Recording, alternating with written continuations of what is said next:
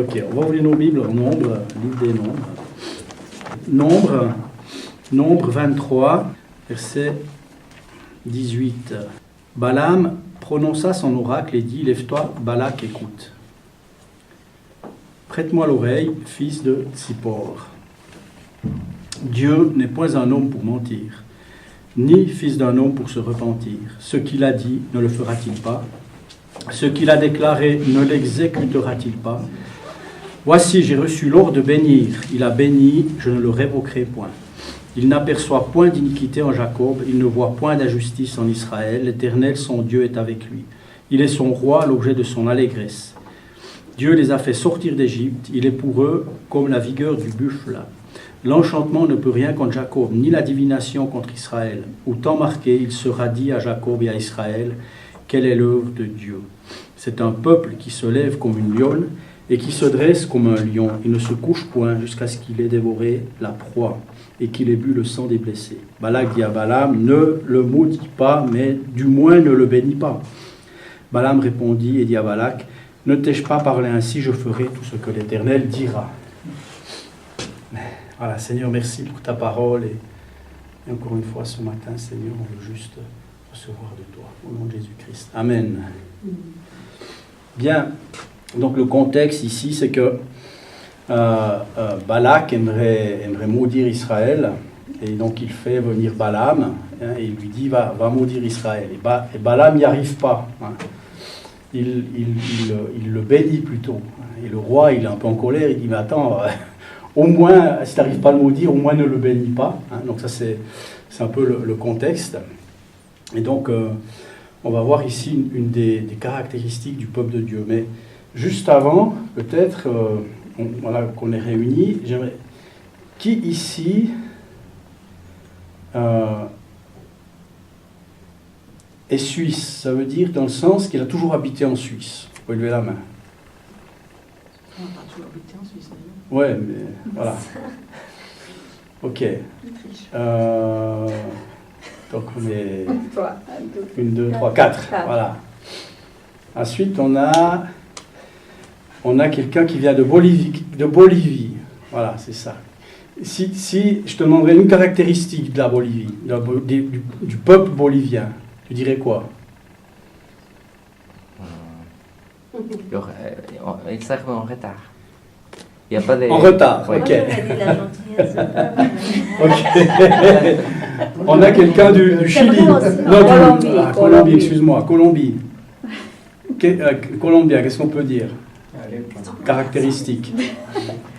Ils sont à l'heure, non. Ça vaut C'est pas. quoi de... Du peuple. Qu'est-ce que tu dirais? Ben voilà, les Colombiens sont Joyeux. joyeux. Ok. Les Finlandais, ils sont quoi? Caractéristiques.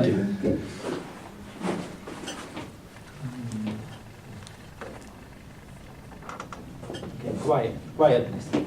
C'est Tranquille. tranquille, ok. Ouais, oui. Ok, tranquille. Ok. Togo. Oui, en général, ils sont nonchalants. Nonchalant, ok. Ils aiment beaucoup rigoler. Nonchalant, c'est... Voilà, on prend la vie comme elle vient, hein, c'est ça un peu. Voilà. Voilà. Ils aiment bien rigoler. Voilà. C'est comme on dit ici, hein, le contraire, c'est que les Suisses, ils ont les montres et puis les Africains, ils ont le temps. Et puis Mexique, C'est la fête. la fête. Ok. La fête, la joie, le retard, la nonchalance, la tranquillité, voilà. Alors, les Suisses, voilà, peut-être toi, qu'est-ce que tu dirais du Suisse? Les Suisses, qu'est-ce qu'on pourrait dire des Suisses? Travailleurs. Travailleurs, ok. Donc, et si vous me demanderiez à moi, qu'est-ce que je pense des Mexicains, peut-être j'aurais une autre vue. Moi, je te connais, mais en pensant au Mexique, je dirais, oula, c'est un pays qui craint.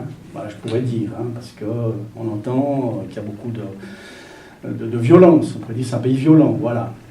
Bolivie, l'image que j'ai, alors ouais, bien sûr maintenant elle est différente parce que je vous connais, mais pour moi Bolivie c'est quelqu'un avec un de ses bonnets comme ça, et puis une flûte de pan. Voilà. C'est un peu l'image que j'ai. La Colombie, voilà, ça fait penser drogue, café aussi. Là, voilà. Finlande, je serais assez d'accord sur la tranquillité. Je dirais ça, des gens calmes. Peut-être calmes, bon, peut-être pas à l'intérieur. Hein. Voilà. Mais Togo, moi je serais assez d'accord si je pourrais faire une image de nonchalance. Donc tout ça, bon voilà. Pour résumer, je vous dis tout ça, c'est que on vient déjà tous de peuples différents, plus ou moins, et on a tous une idée sur quel est ce peuple. Et puis on a aussi une idée, on voit aussi les autres d'une autre façon. D'accord ? On a notre idée, comment sont les Finlandais, comment sont les Togolais, etc., etc. Donc voilà, on a tous une idée. Mais qu'en est-il du peuple de Dieu ? Le peuple de Dieu, nous sommes le peuple de Dieu. Nous sommes le peuple de Dieu sur cette terre. Il y a Israël, bien sûr, qui est le peuple de Dieu, mais aujourd'hui, c'est l'Église, le peuple de Dieu.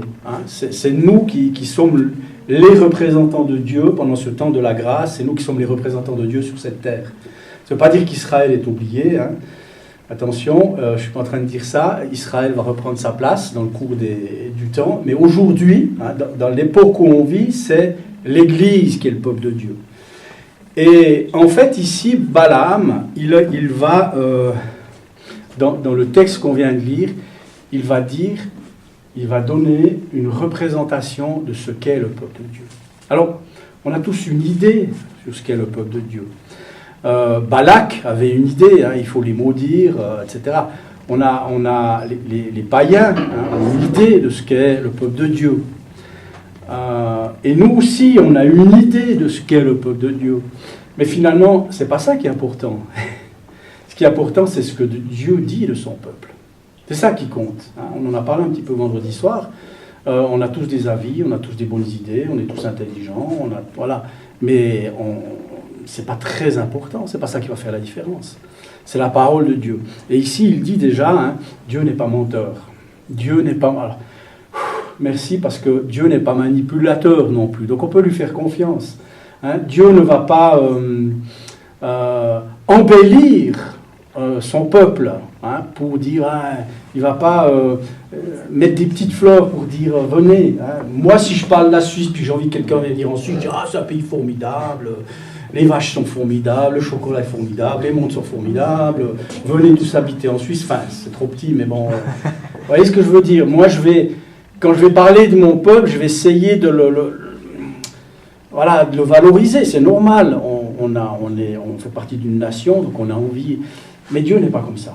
Dieu ne va pas mettre des artifices pour qu'on dise « Ah ouais, c'est super, je veux faire partie de ce peuple. » D'accord ? Ça, c'est la première chose, parce que Dieu n'est pas menteur. Donc, qu'est-ce qu'il est dit ici ? Au verset 21, il dit « Il n'aperçoit point d'iniquité en Jacob. » La première caractéristique du peuple de Dieu, c'est un peuple pardonné. Un peuple pardonné. Ça, c'est juste extraordinaire, mes amis. On est pardonné. On est pardonné. Regardez, combien de gens vivent aujourd'hui autour de vous, etc. Et ils ont un problème avec le pardon. Oh, mes parents étaient comme ça.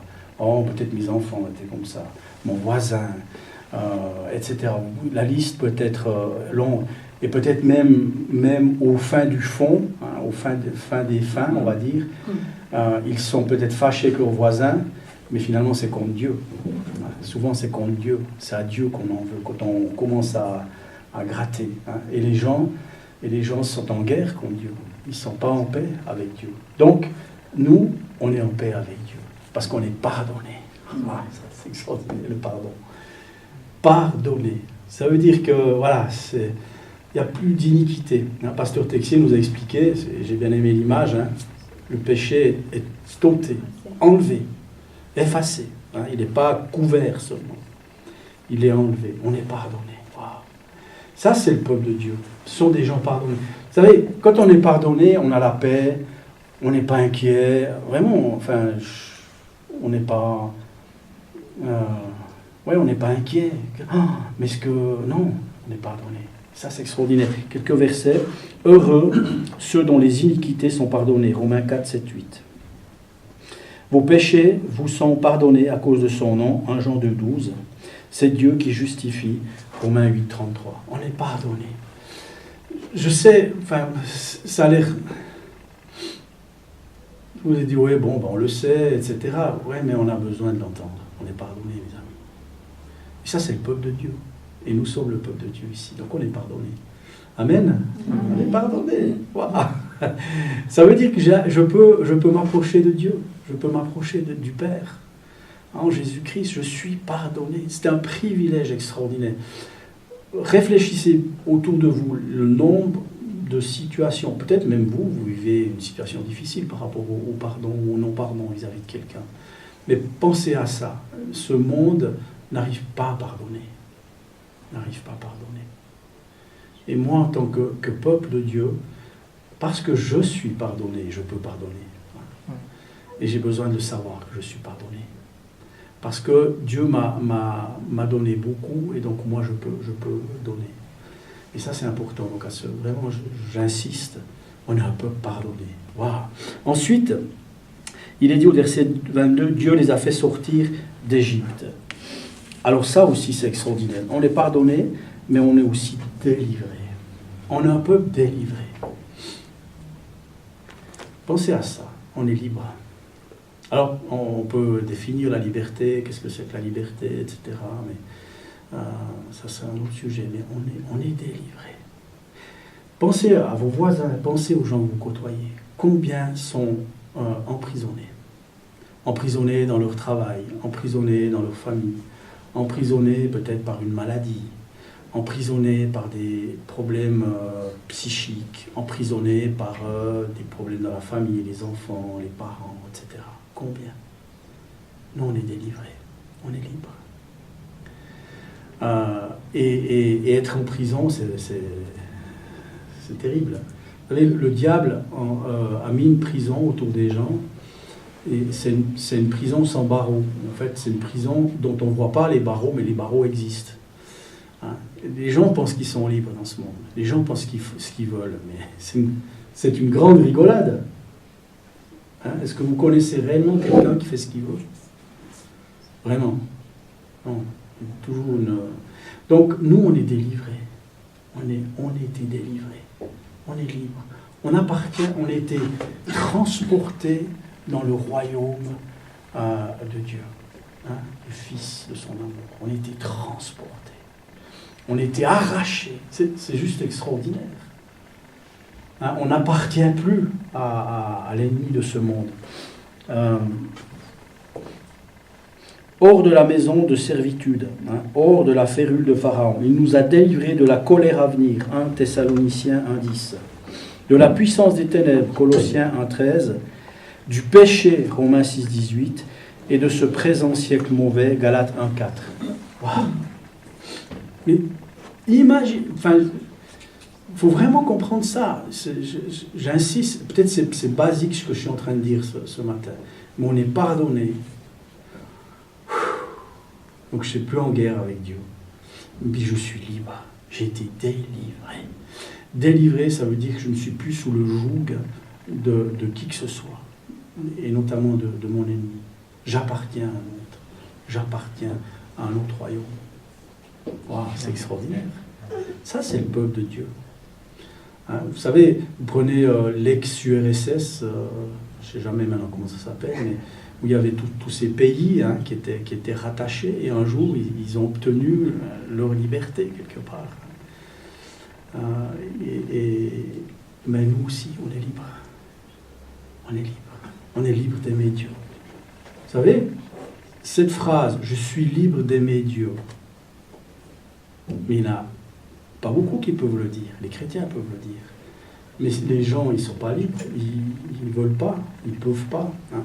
Donc, libérés. Ensuite, et ça rejoint la Colombie, hein, c'est un peuple joyeux. L'Éternel, son Dieu, est avec lui. Il est son roi, l'objet de son allégresse. Un peuple joyeux, un peuple heureux. Waouh. Mais regardez, pardonner, délivrer, heureux. Il y a tout ce que l'homme rêve, déjà. Un peuple heureux, un peuple joyeux. Moi, ce qui me rend pas joyeux, c'est que souvent les chrétiens ne savent pas que c'est un peuple joyeux. Qu'on a la joie de l'Éternel est ma force. J'ai la joie de Dieu en moi. J'ai aucune raison, je crois que Pasteur Texia a peut-être parlé un petit peu, mais j'ai aucune raison de faire la tête. J'ai aucune raison de ne pas être joyeux. Je ne suis pas en train de dire que quand je traverse quelque chose de difficile, non, la joie c'est au-delà, c'est à l'intérieur. Oui, c'est difficile, mais il y a quelque chose en moi qui pétille, il y a quelque chose de plus en moi. On est un peuple joyeux. Moi, j'aimerais vraiment que les chrétiens disent « Hey, moi, je suis joyeux. Il y a de la joie dans mon cœur. » Et cette joie, vous savez,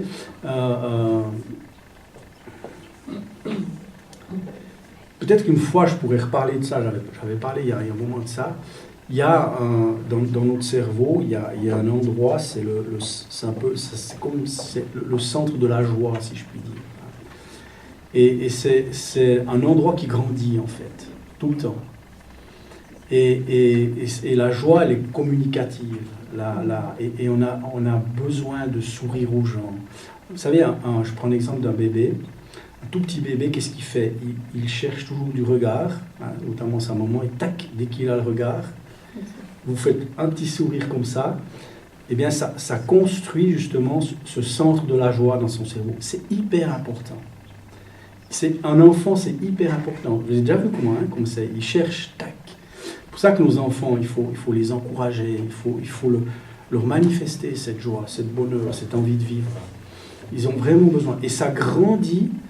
Alors, vraiment, si vous voulez, une fois, je vous fais un cours là-dessus. C'est extraordinaire. Et nous, pareil, on a la joie de Dieu.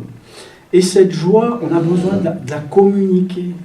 On a besoin de le dire. On a besoin de le montrer.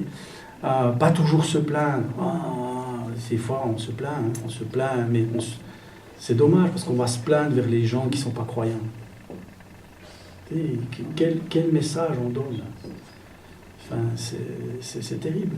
Et moi, je vous encourage, souriez, apprenez à sourire, mais vous êtes des gens joyeux. Je suis tellement content quand je viens vers vous. Voilà, vous êtes accueillants, vous êtes formidables. Mais c'est ça, la joie de l'Éternel est ma force. Donc, il y a vraiment dans notre cerveau un endroit, c'est le centre de la joie. Et cet endroit, c'est pour ça que je vous encourage, parce que c'est pas terminé. Vous pouvez toujours le faire grandir. On dit que, en tout cas on disait, notamment des Finlandais, des fois on disait qu'ils n'étaient pas des gens qui expriment la joie facilement. Mais quand on voit les croyants, je ne sais plus, il y a des pasteurs qui racontaient, mais ils sont joyeux maintenant, parce qu'il y a la joie de Dieu. Vous voyez, c'est contre leur nature, quelque part, d'être joyeux, ou de l'exprimer, mais avec Dieu, on peut l'exprimer. Et c'est tellement important. Les amis, on a un peuple joyeux, on a la joie de Dieu. Aujourd'hui, c'est formidable d'avoir la joie. Non? Oui? Regardez autour de vous. Moi j'aime, voilà, juste être... Vous savez, j'adore en ce moment, moi j'ai des périodes comme ça. Quand je vais à la Migros, à la Copé, il faut que j'en dise 3, non, chez Lidl. Quand je vais dans ces magasins, j'aime dire aux gens merci, à la caissière. Merci pour votre travail, qu'est-ce que vous êtes patiente. Tout le temps, j'essaie de dire un bon mot. C'est pas trop pénible de prendre ces trucs. Oui, des fois c'est pénible, mais vous faites bien votre travail. En tout cas, moi, merci. Je suis allé à la Poste, on habite à Prangin. Et c'est vrai, c'est des gens charmants. Et il y avait le chef, et j'ai dit, il faut que je vous dise quelque chose. Il me dit, qu'est-ce qu'il y a? Vous savez, des fois, qu'est-ce qu'il y a, etc. Mais j'ai du plaisir à venir dans votre poste, parce que vous êtes toujours souriant, et j'ai toujours été bien accueilli. Le gars, c'est rien. Franchement, c'est rien. En plus, c'est la vérité. Vous voyez ce que je veux dire? Cette joie que j'ai en moi, elle déborde. Je le dis autour de moi. C'est tellement important. Les gens, ils savent plus entendre des mots comme ça. Ils sont tellement gênés quand on leur dit « Ah, mais venez dans mon bureau, ah, qu'est-ce qui va m'arriver ?» Je vais dire « Je suis content de vous. » Et ça n'existe plus. Donc nous, on a cette joie parce qu'on est un peuple joyeux. On est un peuple joyeux. Ensuite, on est un peu protégé. L'enchantement ne peut rien contre Jacob, verset 23. Ça, c'est extraordinaire. On est protégé. On ne peut rien contre lui.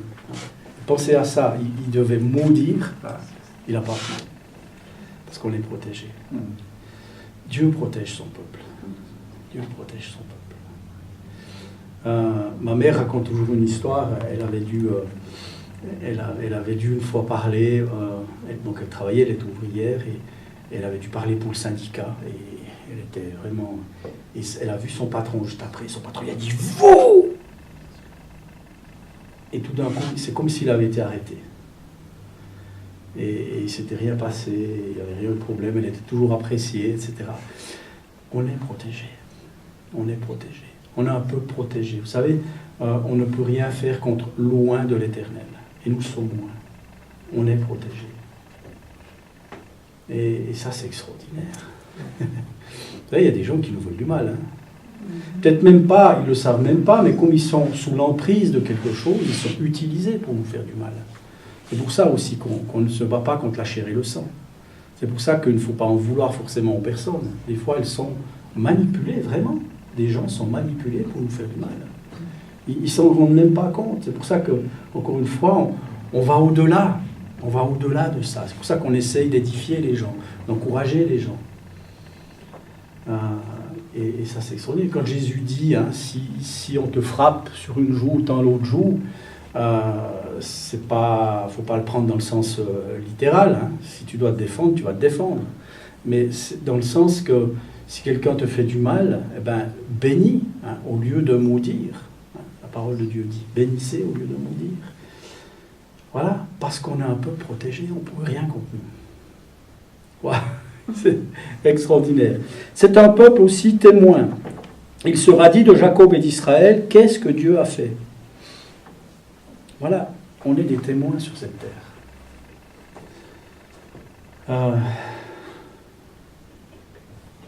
Moi je sais, moi j'ai un ami qui il est agent d'assurance et souvent ils ont des cocktails, des trucs comme ça, et lui il est très, très strict. Il est adventiste, c'est pas parce qu'il est adventiste qu'il est très strict, mais ils sont tellement élevés dans la parole de Dieu, tout petits, des enfants, donc ils ont des convictions, en fait, c'est ça que je veux dire. Alors, est-ce qu'elles sont justes ou pas, c'est encore autre chose. Mais, donc du coup, ils ne participent pas trop à ces cocktails, enfin, ils ne boivent pas d'alcool, etc. Et peut-être qu'au début, on se moque de lui, mais après, les gens ils vont lui demander conseil à lui. Parce qu'ils savent que c'est un homme de conviction. Hein, vous savez qu'ici en Suisse, au Conseil fédéral, enfin au Conseil à Berne, il y a un aumônier, c'était Chablot, non, je ne sais pas si c'est toujours lui. Et on a eu l'occasion de le voir, c'était extraordinaire ce qu'il nous avait raconté. Il nous avait dit, mais il y a des conseillers fédéraux, donc des ministres, hein, pour dire ceux qui ne connaissent pas, qui viennent le voir presque en cachette. Est-ce que tu peux prier pour ça? On a ça qui va se passer, on a ça qui doit passer politiquement, etc. Parce que c'est un témoin. C'est un endroit le pire, hein, parce qu'il y a des requins, il y a tout ce qui va, la politique, on sait comment c'est. Mais là, c'est un témoin. C'est un témoin. Et il avait même raconté, il fut un temps où dans l'Europe voulait enlever la référence à Dieu ou à notre civilisation. Je ne sais plus exactement, mais... Et ils étaient, tous les aumôniers de plusieurs pays étaient réunis où l'Europe se réunissait, je crois que c'était en Hollande, je ne sais plus sur deux. Et il y a Madame Merkel qui était venue vers eux. Il semblerait qu'elle est croyante, mais bon, ça, il semblerait, donc je ne la connais pas personnellement. Mais elle était venue pour les prier pour nous. Parce que c'est important ce qu'on voit, ce qui est en train de se passer. Vous voyez, c'est dingue. Parce qu'on est des témoins, mes amis. Vous savez, le fait de sourire, le fait d'encourager, le fait de montrer qu'on a un peu pardonné, qu'on est libre, c'est un témoignage pour les gens. Et les gens, à un moment donné, ils vont venir vers nous, parce qu'ils ne sauront plus à qui se retourner. Ils sauront que nous, on a des convictions. Ils savent que nous, on est des témoins. Ils savent qu'on a Dieu dans notre vie. Je suis sûr, ici, vous avez tous déjà expérimenté cela. Peut-être que vous ne le savez pas, mais des gens sont venus vous demander conseil, parce qu'ils savent que vous êtes croyants. Et malheureusement, je dois dire, beaucoup de gens, beaucoup de chrétiens ne savent pas qu'ils sont des témoins. Et c'est pour ça qu'ils font parfois n'importe quoi dans le monde, et ça ternit notre témoignage. Mais on est des témoins. On représente Dieu. Ça, c'est extraordinaire. Ensuite, c'est un peuple courageux. C'est un peuple qui se lève comme une lionne, qui se dresse comme un lion. Et j'aime ça. Mes amis, ici, on est comparé à un lion. Malheureusement, beaucoup de croyants, c'est des lions qui sont couchés. C'est vrai que c'est plus sympa un lion couché.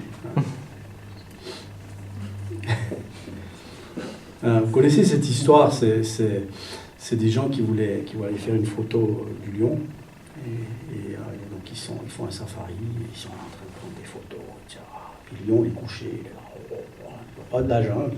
C'est vrai que souvent on le voit couché. Et il y en a un qui dit... il y a, on va dire, Albert qui dit à Robert, hein, il dit « Hé Robert, lance-moi un caillou pour qu'il bouge ». Puis Robert dit « Non, je ne vais pas lancer ». Il dit « Mais si, lance un caillou. Hein. » Bon, alors, Robert, il lance un caillou, et un lion, il ouvre les yeux, vas-y, lance encore un caillou et tout. Alors Robert, il lance encore un caillou, le lion, comme ça, il se met sur ses quatre pattes, et vas-y encore, et l'autre, il fait tous les photos, il lance encore un caillou. Et le lion les voit, et il est prêt à leur courir, à leur sauter dessus. Alors Robert, lui, part en courant, puis il dit à Albert qui fait ses photos, il dit « Sauve-toi, sauve-toi, sauve-toi !» Et Albert, « c'est pas moi qui ai jeté des cailloux. » Voilà. Hein. Nous, on est courageux. On est courageux. Le peuple de Dieu est courageux. Pourquoi, à votre avis, on est courageux?